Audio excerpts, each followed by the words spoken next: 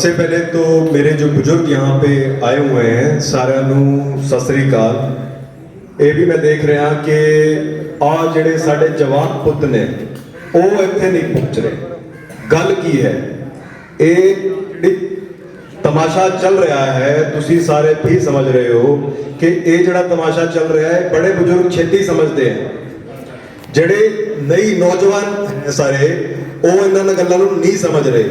ਉਹਦੇ ਪਿੱਛੇ ਚੀਜ਼ਾਂ ਕੀ ਹੈ, ਉਹਦੇ ਪਿੱਛੇ ਕਿਹੜਾ ਪ੍ਰੋਪੇਗੈਂਡਾ ਚੱਲ ਰਿਹਾ ਹੈ ਜਿਹਦੇ ਪਿੱਛੇ ਇਹਨਾਂ ਸਾਰਿਆਂ ਨੂੰ ਇਹ ਸਮਝ ਨਹੀਂ ਆ ਰਹੀ ਕਿ ਇਹ ਸਾਰਾ ਪ੍ਰੋਪੇਗੈਂਡਾ ਚੱਲ ਰਿਹਾ ਹੈ, ਇੱਕ ਤਮਾਸ਼ਾ ਚੱਲ ਰਿਹਾ ਹੈ। ਇਸ ਤਮਾਸ਼ੇ ਦੇ ਵਿੱਚ ਸਾਡੇ ਜਿਹੜੇ ਕਾਨੂੰਨ ਹੈ ਉਹ ਸਾਰੇ ਜਿਹੜੇ ਫੰਡਾਮੈਂਟਲ ਰਾਈਟਸ ਹੈ ਸਾਡੇ ਹਿਊਮਨ ਰਾਈਟਸ ਹੈ ਉਹ ਸਾਰੇ ਅਧਿਕਾਰ ਸਾਡੇ ਛੀਨने ਜਾਣ ਲੱਗ ਰਹੇ हैं। ਤੁਸੀਂ ਸਾਰੇ ਵੀ ਸਮਝ ਰਹੇ ਹੋ ਕਿ ਕੁਛ ਨਾ ਕੁਛ तो गड़बड़ चल रही है। ਇੱਥੇ ਸਰਕਾਰਾਂ ਜਿਹੜੀ ਹੈਗੀ ਹੈ ਇਸ ਟਾਈਮ ਕੁਛ ਨਾ ਕੁਛ तो गड़बड़ ਕਰ ਰਹੀ ਹੈ। ਇਹ ਸਾਨੂੰ ਕਿਤੇ ਜਾਣ ਨੂੰ ਪੰਗਾ ਪਾਣ ਲੱਗ ਰਹੀ ਹੈ ਤੇ ਅਸੀਂ ਜਿੱਥੇ ਵੀ ਇਕੱਠੇ ਹੁੰਦੇ ਹੈ ਉਹ ਚਾਹੁੰਦੇ ਨਹੀਂ ਕਿ ਅਸੀਂ ਇਕੱਠੇ ਹੋਈਏ ਤੇ ਸਾਨੂੰ ਆਪਸ ਜੇ ਮਿਲ ਜੋਲ ਤੋਂ ਸਾਨੂੰ ਅੱਡ ਕਰਨ ਦੀ ਕੋਸ਼ਿਸ਼ ਕਰੀ ਜਾਂਦੀ ਹੈ। ਤੇ ਇਹਨਾਂ ਨੇ ਬਹੁਤ ਗਹਿਰੀ ਸਾਜ਼ਿਸ਼ ਕਰ ਰੱਖੀ ਹੈ। ਇਹਨਾਂ ਨੇ ਸਾਡੇ ਬੜੇ ਬਜ਼ੁਰਗਾਂ ਨਾਲ ਜਿਹੜੇ ਨੌਜਵਾਨ ਹੈ ਉਸ ਪੀੜ੍ਹੀ ਨੂੰ ਅਲੱਗ ਕੀਤਾ ਬਹੁਤ ਸਮਝਦਾਰੀ ਨਾਲ। ਇਹ ਕਹਿ ਕੇ ਕਿ ਬੜੇ ਬਜ਼ੁਰਗਾਂ ਨੂੰ ਤਾਂ ਕੋਈ ਸਮਝ ਨਹੀਂ ਹੈਗੀ ਹੈ ਤੇ ਹੁਣ ਜਿਹੜੀ ਹੈ ਨਈ ਟੈਕਨੋਲੋਜੀ ਹੈ ਤੇ ਨਈ ਚੀਜ਼ਾਂ ਹੈ, ਤੁਸੀਂ ਨਈ ਚੀਜ਼ਾਂ ਕਰੋ ਤੇ ਇਹ ਫੈਸ਼ਨ ਦੇ ਨਾਂ ਤੇ ਹੋਰ ਚੀਜ਼ਾਂ ਦੇ ਨਾਂ ਤੇ ਸਾਨੂੰ ਤੋੜਨ ਦੀ ਕੋਸ਼ਿਸ਼ ਕਰਦੇ ਰਹਿੰਦੇ ਆ। ਆ ਜਿਹੜੀ ਪ੍ਰਸ਼ਾਸਨ ਦੇ ਲੋਕ ਹੈ, ਆ ਜਿਹੜੀ ਕੰਪਨੀਆਂ ਹੈ ਜਿਹੜੀ ਬਾਹਰੋਂ ਕੰਮ ਕਰ ਰਹੀ ਹੈ, ਜਿਹੜੀ ਵਿਦੇਸ਼ੀ ਕੰਪਨੀਆਂ ਹੈ ਇਹ ਸਾਨੂੰ ਲਗਾਤਾਰ ਤੋੜਨ ਦੀ ਕੋਸ਼ਿਸ਼ ਕਰ ਰਹੀ ਹੈ। ਤੇ ਤੁਸੀਂ ਸਮਝ ਗਏ ਹੋ ਕਿ ਡਾਕਟਰ ਸਾਹਿਬ ਨੇ ਦੱਸਿਆ ਤੁਹਾਨੂੰ ਕਿ ਇਹ ਕਿਵੇਂ ਫਰਜ਼ੀਵਾੜਾ ਚੱਲ ਰਿਹਾ ਹੈ ਤੇ ਸਾਡੇ ਕੋਲ ਬਹੁਤ ਵੱਡੀ ਬਿਮਾਰੀਆਂ ਨੇ ਜਿਹਨੂੰ ਇਲਾਜ ਇਹ ਪ੍ਰਸ਼ਾਸਨ ਦੇ ਅਧਿਕਾਰੀ ਜਾਂ ਸਰਕਾਰੇ ਇਹ ਸਾਰੀ ਕਰ ਸਕਦੀ ਹੈ। ਫਿਰ ਵੀ ਉਨ ਚੀਜ਼ਾਂ ਨੂੰ ਛੱਡ ਕੇ ਜਿਹੜੀ ਹੋਰ ਇੰਪੋਰਟੈਂਟ ਚੀਜ਼ਾਂ ਹੈ ਉਹਨੂੰ ਛੱਡ ਕੇ ਉਹਨਾਂ ਨੂੰ ਛੱਡ ਕੇ ਇਹ ਸਾਰੇ ਲੱਗੇ ਹੋਏ ਹੈ ਇੱਕ ਫਰਜ਼ੀ ਜਿਹੜਾ ਹੁਣ ਚੱਲ ਰਿਹਾ ਹੈ, ਫਰਜ਼ੀਵਾੜਾ ਜਿਹੜਾ ਚੱਲ ਰਿਹਾ ਹੈ ਉਸ ਫਰਜ਼ੀਵਾੜੇ ਦੇ ਵਿੱਚ ਇਹ ਸਾਰੂ ਫਸਾਉਣ ਦੀ ਕੋਸ਼ਿਸ਼ ਕਰ ਰਹੇ ਨੇ। ਤੁਹਾਨੂੰ ਇਹ ਸਮਝਣਾ ਹੋਗਾ ਕਿ ਆ ਜਿਹੜੀ ਸਰਕਾਰੇ ਨੇ, ਆ ਜਿਹੜੇ ਪ੍ਰਸ਼ਾਸਨੀ ਅਧਿਕਾਰੀ ਨੇ ਇਹ ਜਦੋਂ ਵੀ ਸਾਡੇ ਅਧਿਕਾਰ ਆਪਣੇ ਹੱਥ ਵਿੱਚ ਲੈਂਦੇ ਹੈ, ਇਹ ਜਦ ਵੀ ਸਰਕਾਰ ਆਪਣੇ ਅਧਿਕਾਰ ਲੈਂਦੀ ਹੈ ਇਹ ਆਪਣੇ ਆਪ ਕਦੇ ਵੀ ਨਹੀਂ ਛੱਡਦੀ। ਇੱਕ ਵਾਰੀ ਇਹਨਾਂ ਨੇ ਅਧਿਕਾਰ ਸਾਡੇ ਲੈ ਲਏ ਇਹ ਸਾਨੂੰ ਵਾਪਸ ਨਹੀਂ ਦੇਣਗੇ ਜਦੋਂ ਤੱਕ ਅਸੀਂ ਆਵਾਜ਼ ਨਹੀਂ ਉਠਾਣਗੇ, ਜਦੋਂ ਤੱਕ ਇਹ ਸਾਡੇ ਅਧਿਕਾਰ ਵਾਪਸ ਨਹੀਂ ਦੇਣਗੇ। ਤੇ ਹੁਣ ਤੁਸੀਂ ਦੇਖਿਆ ਹੀ ਹੈ 1 ਸਾਲ ਤੇ ਉੱਤੋਂ ਚੱਲਿਆ ਸਾਡਾ ਕਿਸਾਨ ਅੰਦੋਲਨ। ਉੱਥੇ ਵੀ ਜੇ ਅਸੀਂ ਰੋਡ ਤੇ ਉੱਥੇ ਜਾ ਕੇ ਅਸੀਂ ਅੰਦੋਲਨ ਨਾ ਕਰਦੇ ਤੇ ਸਾਨੂੰ ਸਾਡੇ ਅਧਿਕਾਰ ਜੇ ਉਹ ਕਾਲੇ 3 ਕਾਨੂੰਨ ਸੀਗੇ ਉਹ ਕਿਵੇਂ ਵਾਪਸ ਦਿੰਦੇ? ਉਹ ਨਹੀਂ ਲੈਂਦੇ, ਕਦੇ ਵੀ ਵਾਪਸ ਨਹੀਂ ਲੈਂਦੇ। ਤੇ ਸਾਨੂੰ ਜਿਹੜੀ ਉਹਦੇ ਪਿੱਛੇ ਸਾਰੇ ਅਭਿਆਨ ਕੱਢਨੇ ਪਏ, ਅੰਦੋਲਨ ਕਰਨੇ ਪਏ, ਉਹਦੇ ਬਾਅਦ ਹੀ ਸਾਨੂੰ ਜੋ ਹੈ ਕੁਝ ਰਿਲੀਫ ਮਿਲਿਆ। ਹਜੇ ਵੀ ਪੂਰਾ ਰਿਲੀਫ ਨਹੀਂ ਮਿਲਿਆ। ਹੁਣ ਵੀ ਇਹ ਸਾਰੇ ਕੋਸ਼ਿਸ਼ ਕਰ ਰਹੇ ਨੇ ਕਿ ਸਾਡੇ ਜਿਹੜੇ ਕਾਨੂੰਨ ਵਾਪਸ ਲਿੱਤੇ ਗਏ ਹੈ उन कानूनों ਨੂੰ ਵੀ ਵਾਪਸ ਜੋ ਹੈ ਜਨਤਾ ਨੂੰ ਬਰਗਲਾ ਕੇ ਵਾਪਸ ਲਾਇਆ ਜਾਵੇ। ਇਹਨਾਂ ਦੀ ਇਹ ਕੋਸ਼ਿਸ਼ ਵੀ ਚੱਲ ਰਹੀ ਹੈ। ਆ ਜਿਹੜਾ षड्यंत्र ਚੱਲ ਰਿਹਾ ਹੈ ਇਹ ਵੀ ਉਸੇ ਚੀਜ਼ ਦਾ ਇੱਕ ਛੋਟਾ ਜਿਹਾ ਜਿਹੜਾ ਹੈ ਰੂਪ ਹੈ।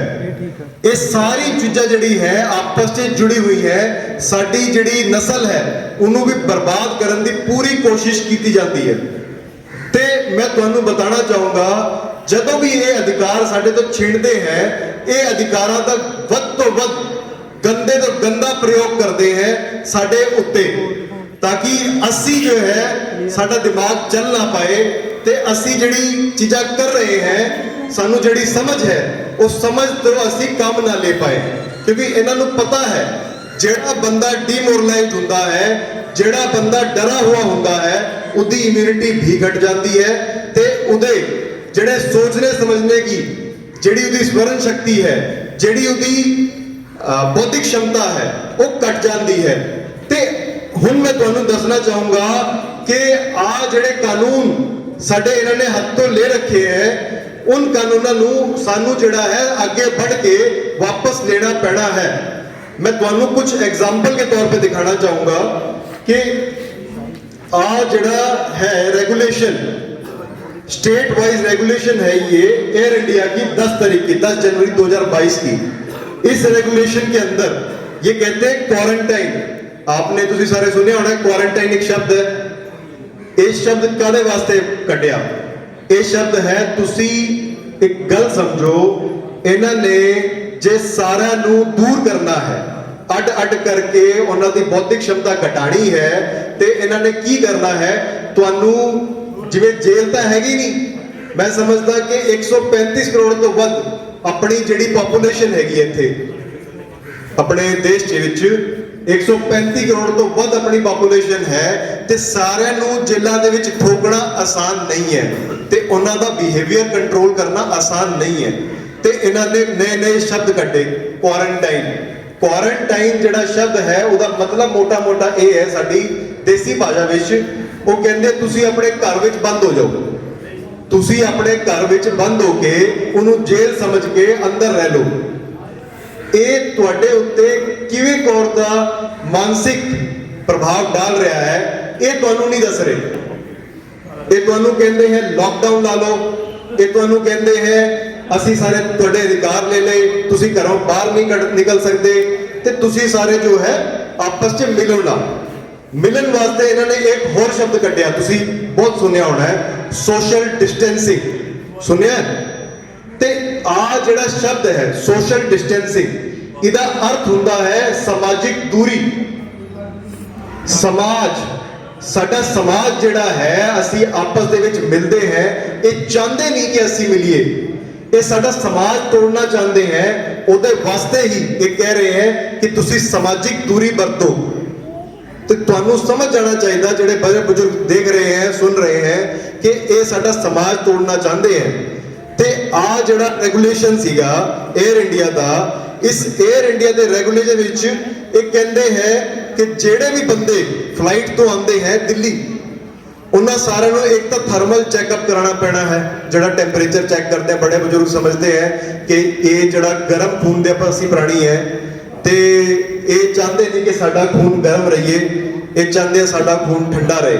ਉਹਦੇ ਵਾਸਤੇ और गहरी साजिशां कर रहे हैं, क्योंकि ਜਿਹੜੇ ਬੰਦੇ ਦਾ ਖੂਨ ਠੰਡਾ ਹੋਊਗਾ ਉਹ ਬੰਦਾ ਜੋ ਹੈ ਕੁਝ ਕੰਮ ਨਹੀਂ ਕਰ ਪਾਊਗਾ, ਉਹ ਬੰਦਾ ਜਿਹੜਾ ਹੈ ਬਗਾਵਤ ਨਹੀਂ ਕਰ ਪਾਊਗਾ, ਉਹ ਬੰਦਾ ਜਿਹੜਾ ਹੈ ਆਪਣੇ ਹੱਕ ਦੀ ਆਵਾਜ਼ ਨਹੀਂ ਉਠਾ ਸਕਦਾ। ਤੇ ਇਸ ਰੈਗੂਲੇਸ਼ਨ ਦੇ ਵਿੱਚ ਕਹਿ ਰਹੇ ਨੇ ਕਿ passengers will have to remain quarantine for 14 days. ਜਿਹੜੇ ਵੀ ਯਾਤਰੀ ਆਉਂਦੇ ਹੈ ਉਹਨਾਂ ਨੂੰ 14 ਦਿਨ ਦੇ ਵਾਸਤੇ ਆਪਣੇ ਘਰ ਵਿੱਚ ਬੰਦ ਹੋਣਾ ਪੈਣਾ ਹੈ।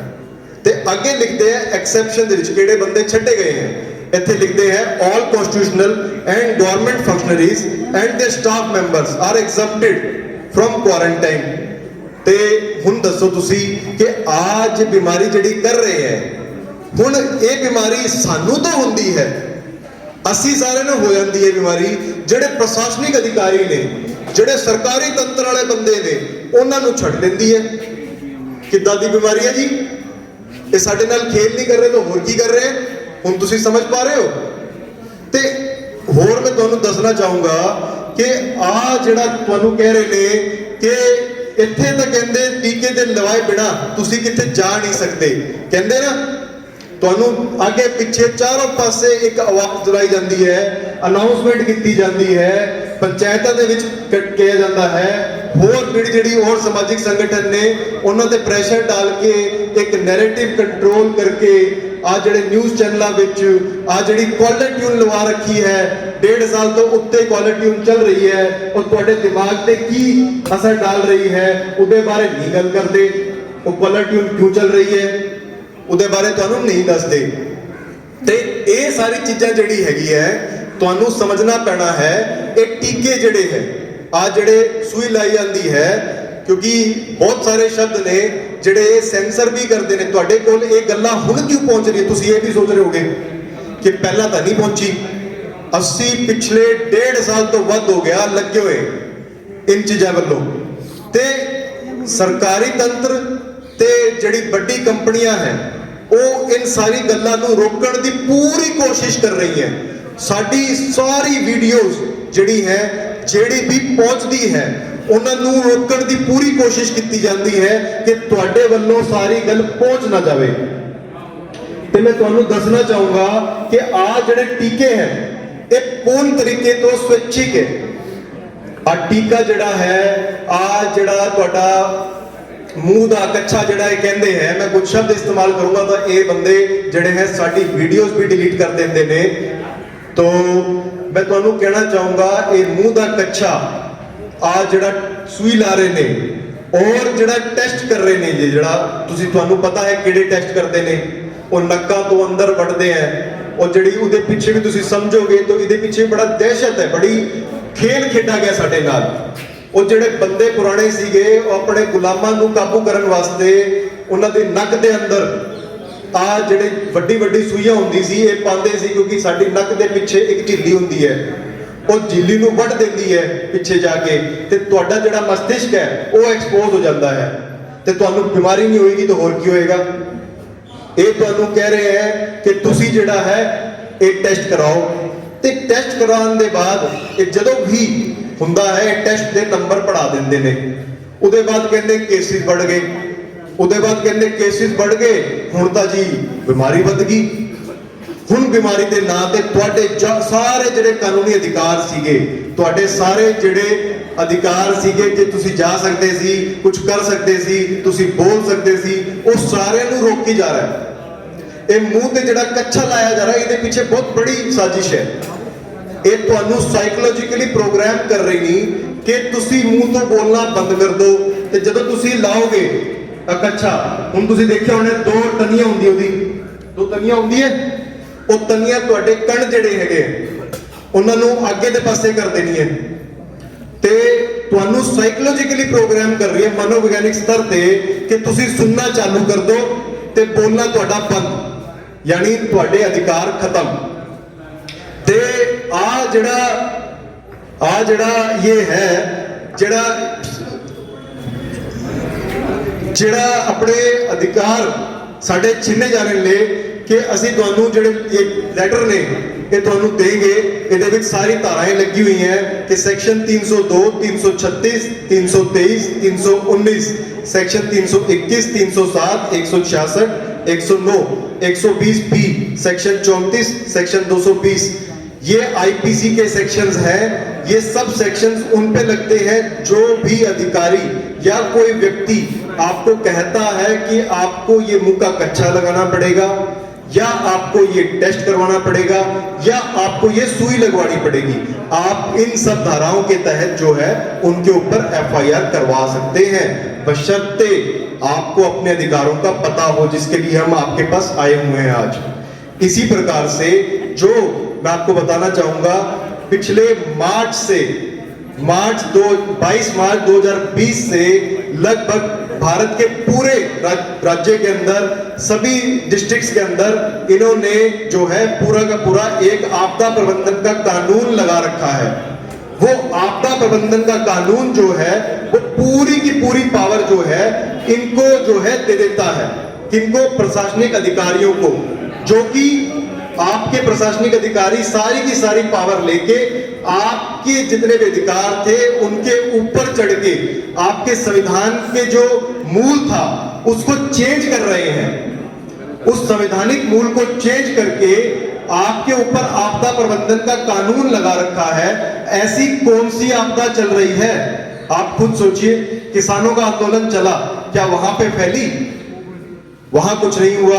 इसी प्रकार से अगर आपको कोई व्यक्ति या कोई प्रशासनिक अधिकारी अगर आपको ये कहता है कि आपको इस सुई का स्टेटस शेयर करना पड़ेगा कि आपने लगवाई कि नहीं लगवाई, तो उसके ऊपर भी धारा 43A और धारा 72A ये इंफॉर्मेशन टेक्नोलॉजी एक्ट 2000 के अंतर्गत आती है।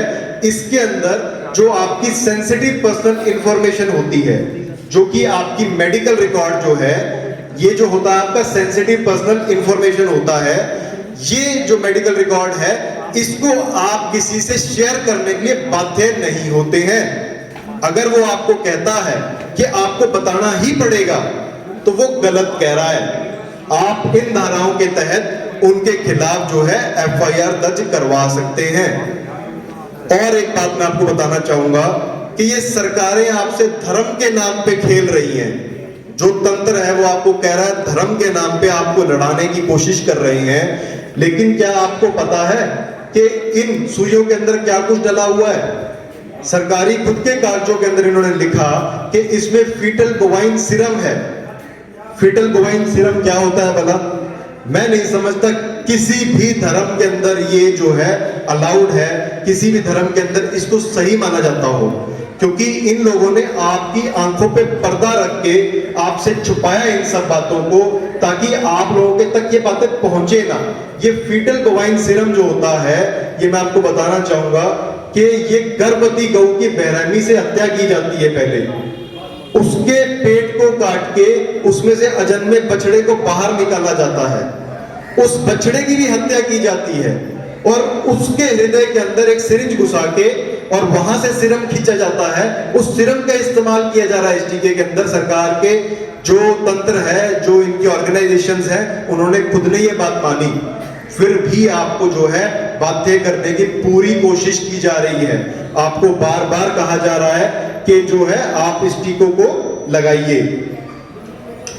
एक और बात मैं आपको बताना चाहूंगा कि बहुत से हमारे जो व्यापारी भाई जो है इसमें जुड़े हुए हैं और वो इन सब चीजों को समझ रहे हैं, क्योंकि नुकसान उनको भी हो रहा है। जिनका भी व्यापार है, किसी भी प्रकार की दुकानें हैं, या जो लोग हमारे रेडी चलाते हैं या कोई स्ट्रीट फूड चलाते हैं, उन सबको भी इस प्रकार की दिक्कतें आ रही हैं बार बार।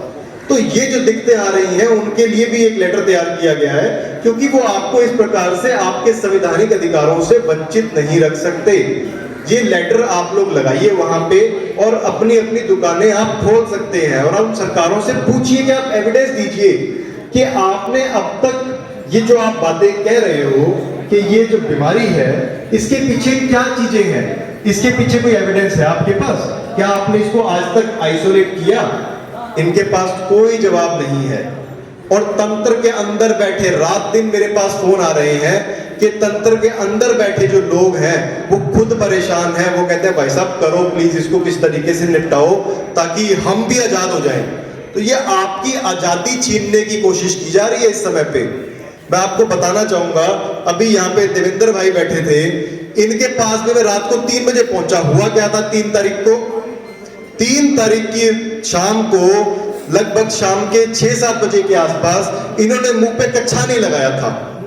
उस मुंह के कच्छे के नाम पे इन्होंने हाथ भी जोड़े उन पुलिस वाले अधिकारियों के सामने कि भाई साहब आप मेरे साथ ऐसा मत कीजिए, मैं सही बातें बता रहा हूं और आप मुझे मत अरेस्ट कीजिए, और ये जो है आप इस तरीके गलत हो रहा है। ये उन्होंने सारी बातें समझाई, लेकिन इनको अरेस्ट किया गया धारा 186 के तहत, 188 के तहत और 353 के तहत, जो कि बहुत बाद में बनी, जिसका कि लेटर पहले इशू नहीं किया गया, बहुत बाद में हुआ। मैं आपको बताना चाहूंगा ये IF3 फॉर्म होता है।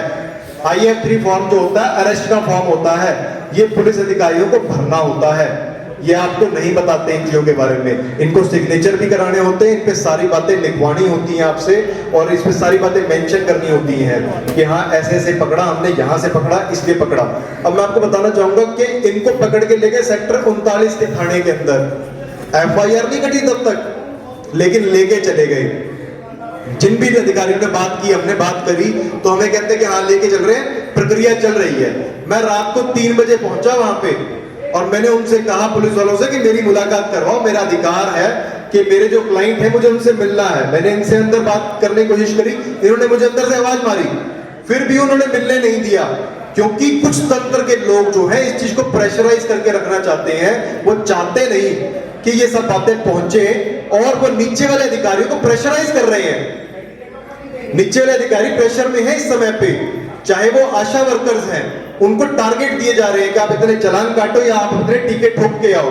तो इस प्रकार से जब मैं वहां पहुंचा तो उनको देखा, मैं क्या देखता हूं, पुलिस अधिकारी जो है उन्होंने अपना मुंह ढका हुआ है, मुंह ढक लिया। अब उनकी नेम प्लेट भी नहीं है उनके हाथ, उनकी जो आपने देखा होगा उनके पास नेम प्लेट होती है, उनका बैज नंबर होता है, वो उनके जो उन्होंने जर्सी पहनी है, जैकेट पहनी है, उसके ऊपर लगी होती है, वो भी नहीं है, क्योंकि उसके ऊपर जैकेट डाल ली, वो भी गायब। अब मुंह पे भी मास्क लगे हैं। अब वो जो मुंह पे कच्चे लगा लिए उन्होंने और वहां पे वो प्लेट भी गायब है। अब आपके साथ अगर कोई फर्जीवाड़ा करेगा, आपसे कोई बदमाशी करेगा, उनमें से कोई बंदा, तो आप कैसे शिनाख्त करोगे, मुझे ये बताओ? आपको पता ही नहीं लगेगा किसने किया। तो इस प्रकार की चीजें लाने की कोशिश की जा रही है लगातार। इस प्रकार से आपके सारे चीजें कंट्रोल करने की कोशिश की जा रही है। हम आपको सभी जो है लेटर्स देंगे, इसके अंदर जो आपको सारी की सारी चीजें समझाई जाएंगी कि आप जो है एक वार्निंग नोटिस तैयार किया गया है। ये जो वार्निंग नोटिस है, आप मौके पे जो भी प्रशासनिक अधिकारी या कोई भी म्युनिसिपल कमेटी जो कि कंपनी है उनके अधिकारी या जो भी आपको व्यक्ति किसी कंपनी का सीआरपीएफ या कहीं भी आपको कोई परेशान कर रहा हो, अगर आपको इन पर्टिकुलर 3 चीजों के लिए परेशान कर रहा हो, मुंह के कच्चे के लिए, इस टेस्ट के लिए और जो है इस सुई के लिए, तो आप उनको मौके पे जो है ये नोटिस काट सकते हैं। खुद से उनका नाम लिखिए कि आपका नाम क्या, उनसे पूछिए, उनका नाम लिखिए, उनकी पोस्ट लिखिए और वो कहां पे पोस्टेड है वो लिखिए। वो लिख के उनको मौके पे ही नोटिस सर्व कीजिए। अपने वकील खुद बनना सीखिए। हम आपको जो है पूरी जानकारी देंगे, इन चीजों के बारे में समझाएंगे और लेकिन आपके हक की लड़ाई आपको लड़नी पड़ेगी, खड़ा आपको होना पड़ेगा। तो आप मौके पे जब नोटिस काटेंगे तो उसके बाद उसको आपने अवगत करा दिया कि ये सारे अधिकारों के तहत तू मुझे इन अधिकारों से वंचित नहीं रख सकता, और अगर वंचित रखता है तो ये सारे सेक्शन जो है तुझ पे लगेंगे, और अगर फिर भी तू कुछ करेगा तो मैं कानूनी प्रक्रिया करने के लिए भी मेरी इच्छा जो है बिल्कुल मैं कर सकता हूं। साथ ही साथ अगर वो आप पे प्रेशर करता है, उसके बाद अगर आप पे वो फोर्स का इस्तेमाल करता है, तो मैं आपको बताना चाहूंगा वहां आपका सेल्फ डिफेंस भी आ जाता है। तो आप सेल्फ डिफेंस के तहत, क्योंकि आपने उसको सारी बातें अवगत करा दी गई हैं और उसको जो है अपने संवैधानिक अधिकारों के अंदर रहते हुए ही, क्योंकि उनकी ड्यूटीज पहले हैं, आपके अधिकारों के अधिकारी होते हैं, तो उन सबको जो है आपने ये काटने के बाद ये आप बता सकते हैं कि ये मैंने आपको दे दिया है और जो है आपने सुनिश्चित कर दिया, उनको सारी बात पता लग चुकी है। उसके बाद आप जो है बिल्कुल फ्री हैं, आप कहीं भी जा सकते हैं, आपको वो परेशान नहीं करेगा।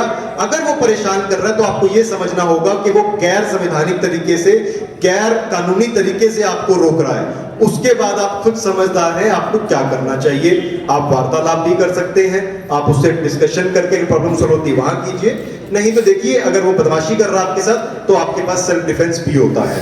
बस इतना ही मैं कहना चाहूंगा। इसके बाद क्योंकि समय थोड़ा कम है, मुझे आगे भी जाना है और मैं चाहूंगा जसबीर जी जो है और भाई साहब संभालेंगे मंच को, तो धन्यवाद। सत श्री अकाल जी। अभी सखा जी हैं जो चंडीगढ़ से आए हैं, काफी अच्छे धार्मिक प्रचार है, स्पिरिचुअल अध्यात्म